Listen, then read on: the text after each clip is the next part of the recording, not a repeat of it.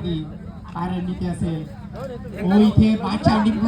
Patil blogs मध्ये आपलं स्वागत आहे. काय वाटतं अंश तुला, काय होईल आपल्या आज मॅचचा? काही नाही, आज क्वालिफाय झालोय, आता सेमीफायनल मॅच जिंकली. सेमीफायनल जिंकल्यावर मग फायनल मॅच आहे, काय बोलशील देवा? आज आपण जिंकून जाऊ, सगळे गाववाल्याने जरूर मिळेल आणि त्याचनंतर टीमच्या धावसंख्येमध्ये वाढ होत असताना टीमची धावसंख्या खूप लवकर आलो आम्ही. तर आता थोड्या किती आपण बघू शकतो का 1 पर्यंत आमची मॅच सुरू होईल. बघा क्रिकेटसाठी डेडिकेशन बघा भाऊ, कामावरून जाऊन आलाय आणि ग्राउंड झोपतो, इकडे मॅच चालू आहे. बोल, सुट्ट्या आहेत, पैसे सुट्टा आणि इथे मॅच खेळायला तर पैसे सुट्टे घेऊन आलोय का आम्ही इथं?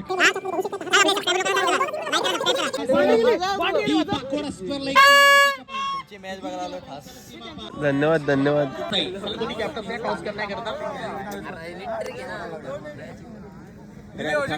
या विभागातील ही स्पर्धा हरी सरांना विनंती असेल.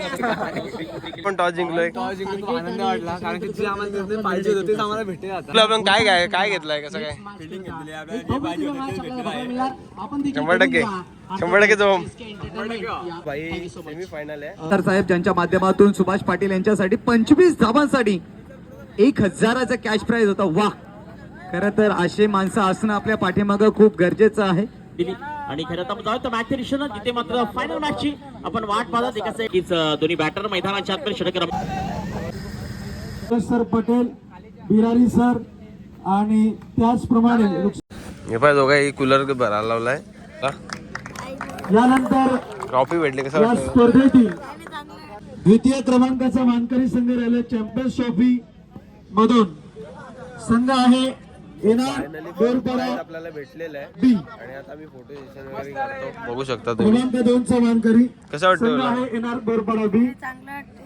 फिरोज काय बोलतो, कसं वाटतं? आपण पाहतोय जोल काय बोलतो?